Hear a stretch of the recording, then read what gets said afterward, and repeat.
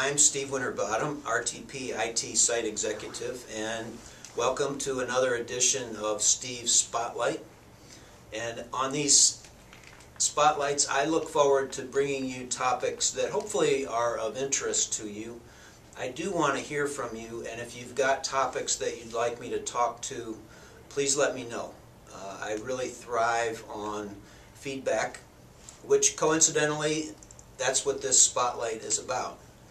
Feedback, and I tell you, I really believe in the value that comes from having a culture of feedback within a particular group or organization. So today I want to talk to you about how to provide feedback. And it might sound very simple to you, but I'll tell you, this is something that takes a lot of practice to really get good at it. And I'll tell you, if we can all get good at it, it has a huge impact in a positive way on the culture and on the results that we produce. And I'll tell you also, it's equally applicable to work as well as home. So these same kinds of things that we work on here, I think related to feedback, are equally applicable. You can do it at home as well. So let me start out. There's three types of feedback. There's negative feedback, positive feedback, and then constructive feedback. Sometimes constructive feedback is unfortunately called constructive criticism, but I like to just call it constructive feedback. So I'm going to talk to you a little bit about each of those three. First of all, negative feedback. It can be useful at times. Basically, you are providing feedback to someone that says, I don't like what you're doing, without providing any alternatives or ideas on what they could do better. So there's some value there to provide negative feedback. I'll caution you not to do it too often, because oftentimes it's more a statement about the mood that we're in when we provide negative feedback.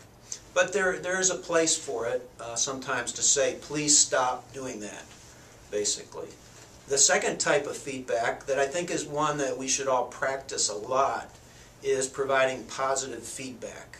And I think this is something that we could get in the habit of doing, which says look for opportunities where you catch someone doing something right or something outstanding and you say thank you. I appreciate it, that made a difference. That really goes a long way towards building a positive culture and positive energy. We have to be a little cautious with positive feedback, not to do it too much and not to do it in an insincere way. But I think when it comes from the heart and you're genuinely thankful or appreciative, we should express that in the form of positive feedback. And sometimes saying thank you is the easiest way to do that.